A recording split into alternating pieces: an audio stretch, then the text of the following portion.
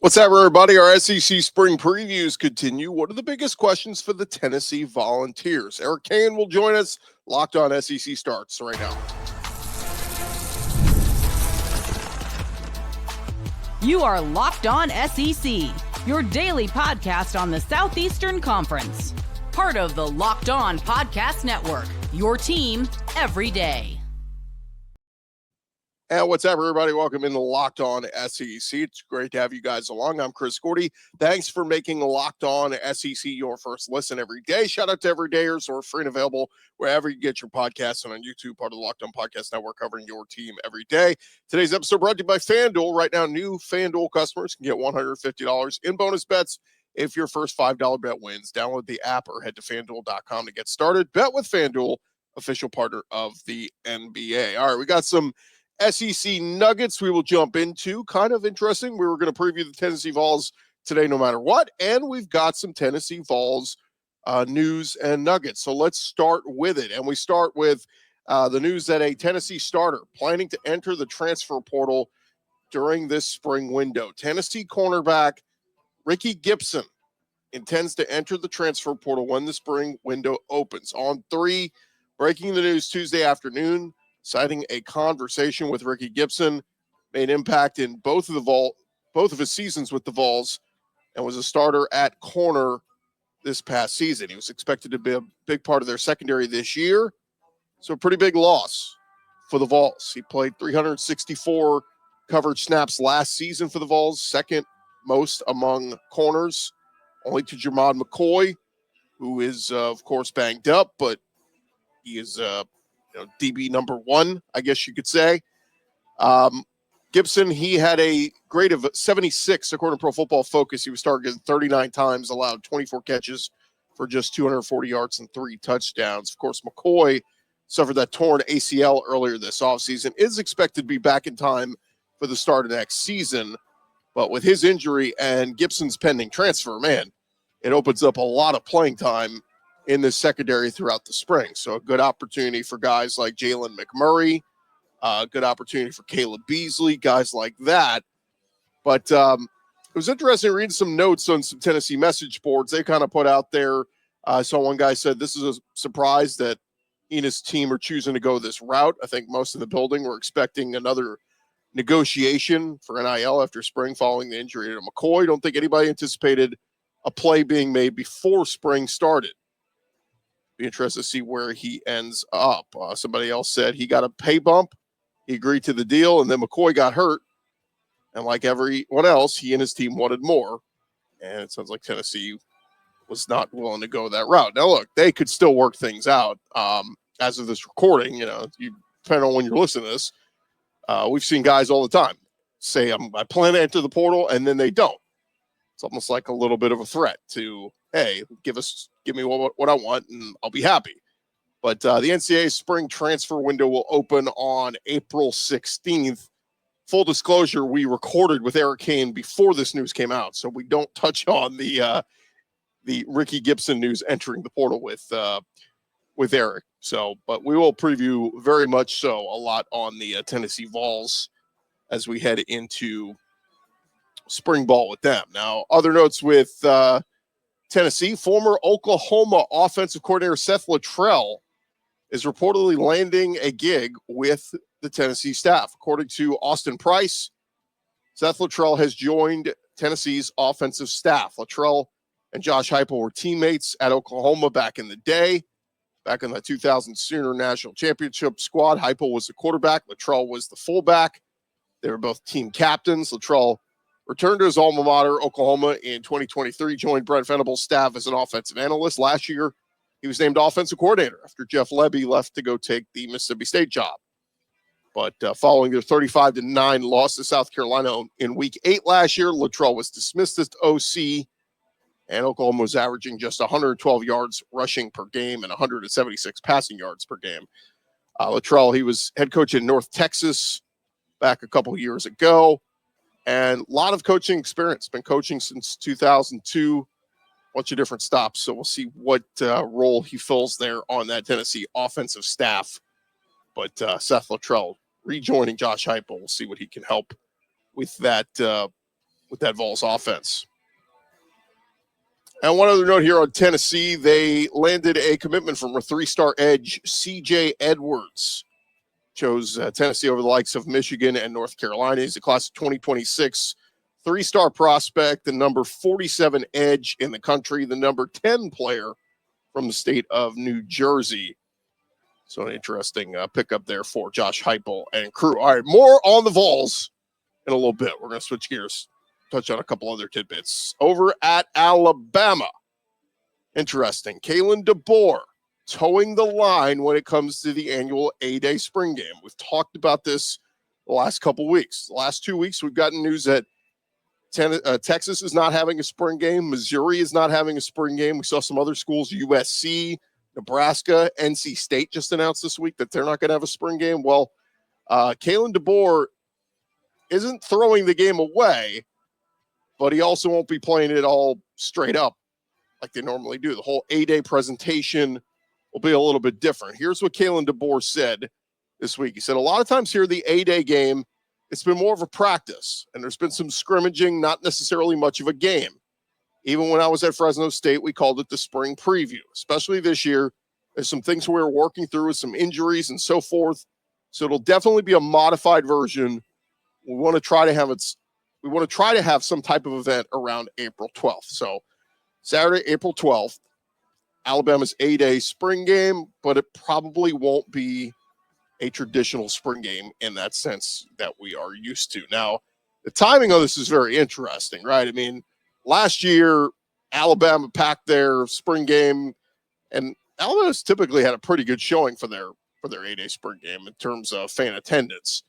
But all eyes were on them last year. Remember, I think it was on ESPN, actually televised, because you wanted to see life post Nick Saban. You know, what was Alabama going to look like with Jalen Milroe and year one of Kalen DeBoer? Well, heading into year two of Kalen DeBoer, you can argue it's just as intriguing. Like, you want to get eyeballs on Ty Simpson and Austin Mack and Keelan Russell and those guys. Like, who's going to step up? Particularly if Ty Simpson is the current leader in the clubhouse to be the starting quarterback. Like, maybe it is a good idea to have a spring game and throw him out there. Let him see some actual competition and try to execute. But regardless, like I said, sounds like Alabama is heading the route. Now, I don't know if they're going to go as far as Ole Miss will, who basically had a flag football game with a hot dog eating contest and a tug of war competition last year. I don't know if they're going that route, but yeah, certainly this seems to be the trend. Either coaches completely eliminating their spring game or doing some kind of modified, toned down, not really a competition where you're showcasing the depth of your roster. That's the thing too. Like, I get the paranoia for some of these coaches where it's like, you know what? In that third quarter, when I've got that fifth string wide receiver and he's making plays, somebody's watching him going, hey, let's call that kid in Portal. We're going to bring him in. One more note I did think of when it comes to Gibson over at Tennessee. Rickey Gibson, kind of interesting. Isn't it the rule of the spring portal that you enter in the spring portal, you can't transfer to another SEC school? So if he's truly entering the portal wherever he goes, can't be another SEC team unless they've changed that rule. It's where it was as of a year ago. All right, one more tidbit here in our Around the Conference segment. How about Quinn Ewers? Played through an ailment through much of last year, and according to some reports, it was more severe than originally believed. During the season, Ewers left the game against UTSA with an injury, and he would miss the games against Louisiana Monroe and Mississippi State. Remember, Arch Manning started in those games. At the time, Steve Sarkisian described the injury as an oblique and abdominal strain. But this week at the NFL Combine, NFL insider Tom Pelissero reported that Ewers actually sustained a torn oblique, and that injury happened even earlier in the season. So I'm told he's fully recovered now from that torn oblique. It happened in the Michigan game, Pelissero said. It got worse over the course of time, but he's healthy now. His weight is up to 215 pounds, and he's throwing this week at the NFL Combine. But pretty interesting here that Quinn Ewers played through that injury throughout last season, and of course, led them to all the way to the playoff semifinals, the Cotton Bowl loss to Ohio State. And there you have it. That's the latest news going on around the conference. catch you up on all the latest news. All right, when we return here on Locked On SEC, we will get into our spring preview, previewing the Tennessee Volunteers. Our buddy Eric Cain, host of Locked On Vols, will join us. That is coming your way here in just a second. Hey, when the game tips off, the NBA action is just getting started, and there's no better place to get in on the action than FanDuel. That is America's #1 sports book. And with FanDuel, you can place live bets throughout the game. So even if you miss the opening tip-off or you just want to bet on a second-half comeback, you can stay in the action. And if you're looking for a bigger payout, you can even combine your live bets into a same-game parlay. FanDuel, they got great features all up and down the website. Look, every kind of parlay you want to get in on throughout this basketball season, you can do that right now. New FanDuel customers can get $150 in bonus bets if your first $5 bet wins. If you never signed up with them before, get signed up, make your first $5 bet. If you win that, $150 coming your way in bonus bets. That is FanDuel.com to get signed up. That's FanDuel.com for your shot at $150 in bonus bets. Go make every moment more with FanDuel. They are the official sports betting partner of the NBA. It also got college hoops and plenty of other action there for you at FanDuel.com.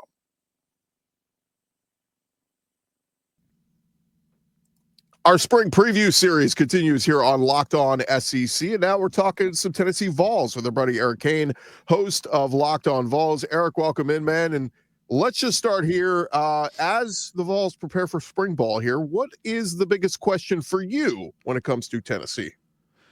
Yeah, I mean, obvious questions on the offensive side of the football. I think defense is going to be salty again. You need Jermod McCoy to, is he going to be ready for the start of the season?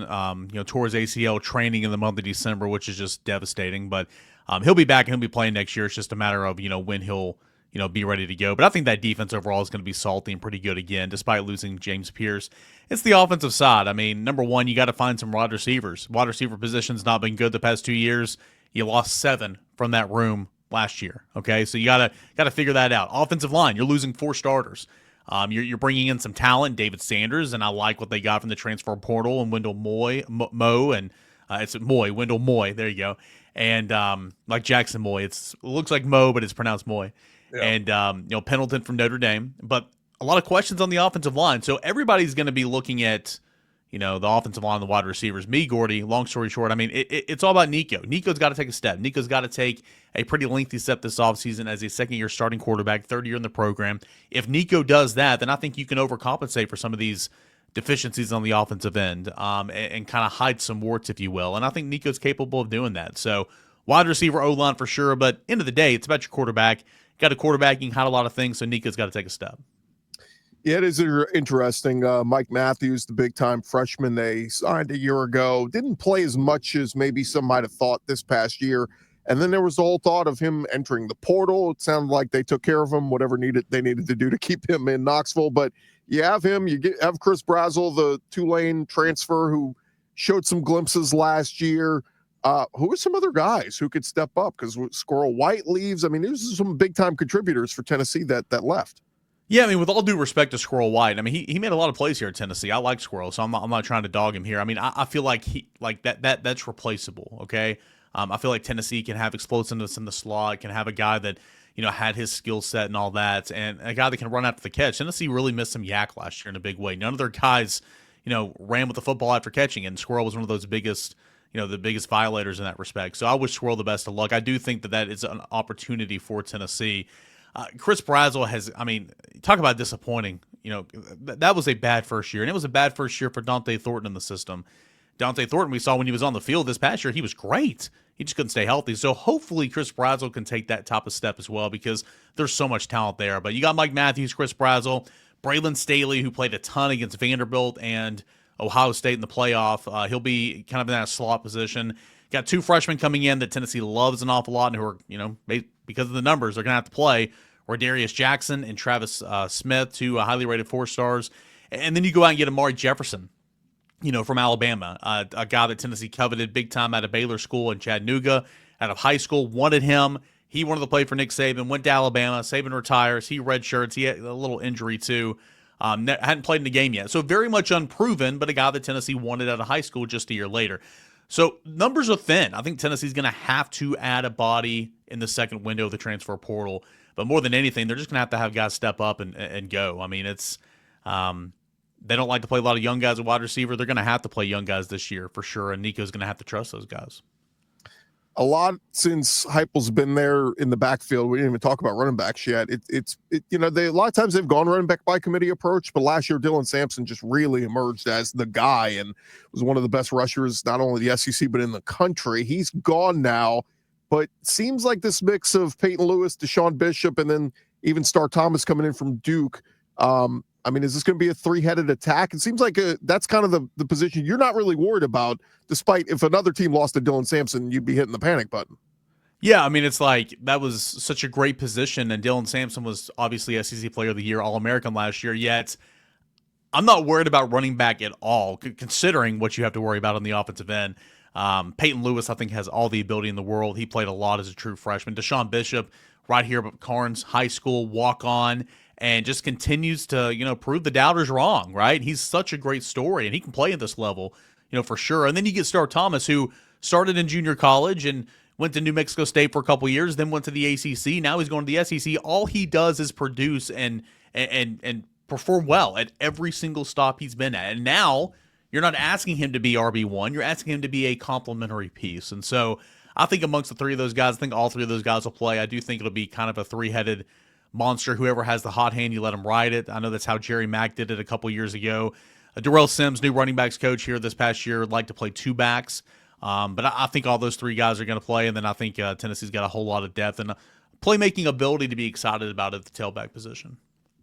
When you look at the defense, obviously you mentioned you lose James Pierce. It's a big-time contributor, but, the defense as a whole took such a big leap last year. We knew they had to be better. They were better.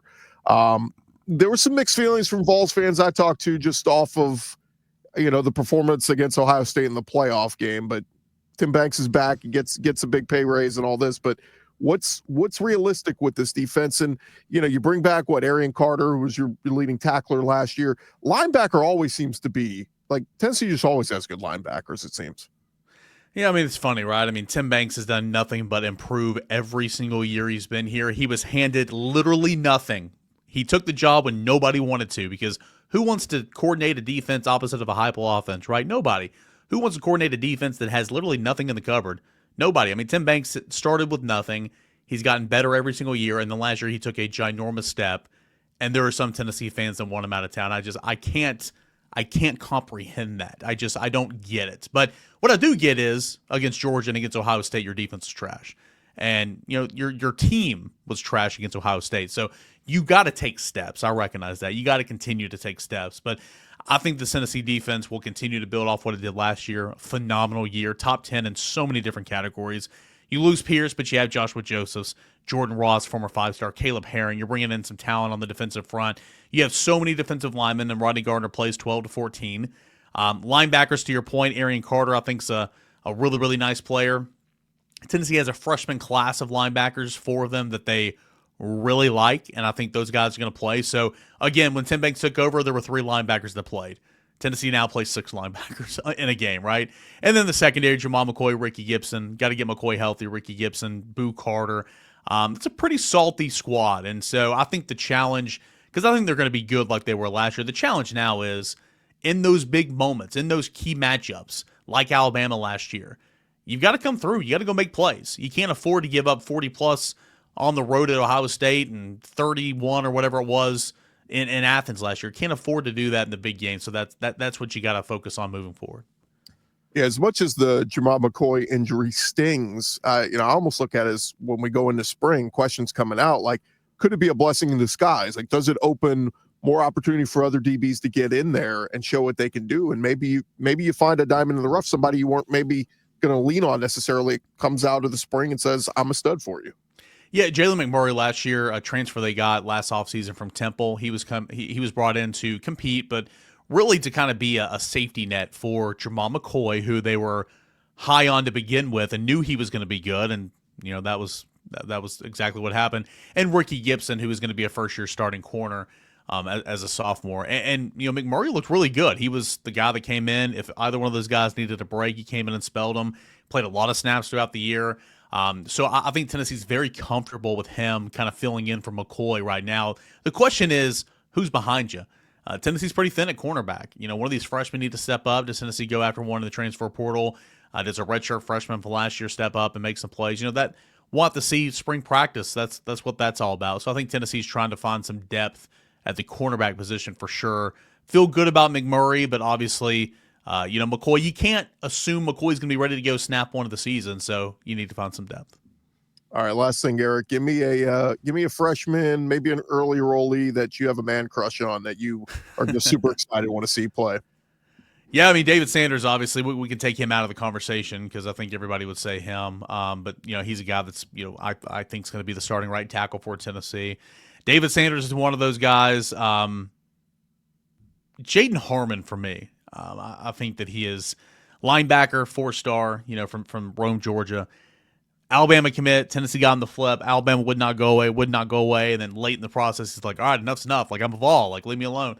I think he's going to be a guy that, if healthy, plays a ton for Tennessee next year. Great sideline to sideline movement, get out of the box. Jaden Harmon, a linebacker. You're talking about Tennessee always having linebackers. He's a guy that I really, really like in this class. And, of course, Isaiah Campbell, 5-star. And, Tennessee's got a really, really nice class here. Jason Braham, a tight end, but I'll go with Jaden Harmon. All right, last question. Yes or no question. Is Tennessee a playoff team in 2025? I think so, yes. And again, people hearing this right now saying the Tennessee guy big in the ball, shocker. I mean, I get all that. Tennessee's got a lot of questions, but I am banking so much on this defense being exactly what it was and Nico taking a big step. And everybody, you can say maybe Nico was overrated last year. That's fair. Anybody saying Nico was bad last year doesn't watch football. So you're returning a quarterback that was pretty decent to be nicely, and he's only going to get better. So I think Nico's going to take a big step this offseason. I think that defense is going to return. I think Tennessee's going to find ways to win at least 10 games. So, yes, I think Tennessee is a college football playoff team.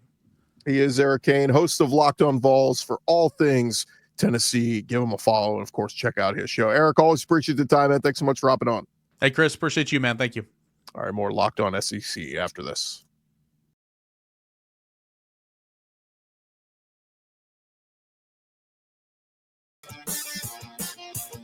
All right, roll along here, Locked On SEC. Thanks to Eric Cain for joining us to talk all things Tennessee Vols ahead of their spring action. And did want to hit on a couple other tidbits before we call it a show. Interesting night in college hoops last night in the SEC. Georgia, their electric home crowd storming the court, celebrating a massive 88-83 upset of number 3 Florida, their student section. They did wearing their giveaways Anthony Edwards replica jerseys, and the Bulldogs snapped a 12-game losing streak against the Florida Gators that dated back to March of 2019. And it took Georgia blowing a 26-point lead to kickstart the offense in the final minutes. Georgia trailed 80-78 with a minute left, but they were able to come back and win this one 88-83 over Florida. I've been raving about Todd Golden and the job that the Florida Gators have done. And man, they were really knocking on the door there. They jumped Alabama, in the standings or tied with them in the standings, had a chance to finish number 2 in the SEC, if not even maybe catch Auburn with some help. And now this kind of puts them behind the 8 ball where Alabama blows out Mississippi State last night. So that's kind of, Alabama kind of showing, hey, nope, we're the second best team in the SEC, still right behind Auburn. And, nice bounce back game from Mizzou last night too, in beating South Carolina as well. So great slate of games going on tonight in the SEC when it comes to SEC basketball. But interesting note, I saw some people putting out there that they're coming into a couple days ago, there was basically 7 teams pushing for that double bye in the SEC tournament. And a lot of them are all playing each other. So Florida losing to Georgia actually helped out Mizzou a little bit in the standings. So we will see how this plays out. But Auburn, Alabama, A&M, Florida, Mizzou, Tennessee, Ole Miss, all kind of in that mix, trying to fight out for a double bye. Of course, Auburn in a great spot. But, this is going to be very interesting to see how all this plays out down the stretch of the season with SEC hoops and who is grabbing what seeding and what not. Hey, before we call it a show, I did want to get to, there was a piece that Seth Emerson had over at SEC or at The Athletic covering the SEC. And it's about Georgia, and basically saying Georgia and SEC schools are expected to pay football athletes about 75% of the revenue sharing. Here's how he breaks it down. It says Georgia's athletic department is planning to pay football players at least $13.5 million of revenue sharing this upcoming year. He said football and men's basketball will get the vast majority of the revenue sharing. Georgia said it is, however, now able to add more than 100 scholarships to add to other sports. Basically, it's been known for a while with that House settlement that the SEC schools are going to be able to directly pay athletes a total of around $20.5 million per school throughout next school year. But their AD Brooks saying Tuesday, Georgia was planning to pay its players kind of similar to that House settlement, where like 75% of that would go to football players, 15% to men's basketball, 5% for women's basketball, and 5% for others. And of course, that money's coming from the direct revenue sharing. This does not take into account collectives and all that other stuff. But he said those percentages don't come out of the total $20.5 million revenue sharing. Brooks said that up to $2.5 million in new athletic scholarships can be counted toward that total. And Georgia plans to do that, to use it for other sports.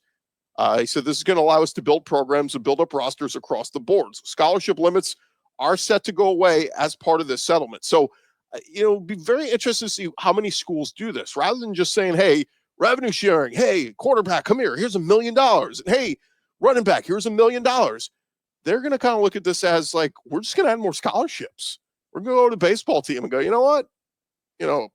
Whatever it is, half a scholarship that they have to split amongst, a bunch of different players. They could put the entire baseball team on full scholarship. They could put entire women's basketball and men's basketball teams on full scholarship with a full bench that is scholarship, no walk-ons.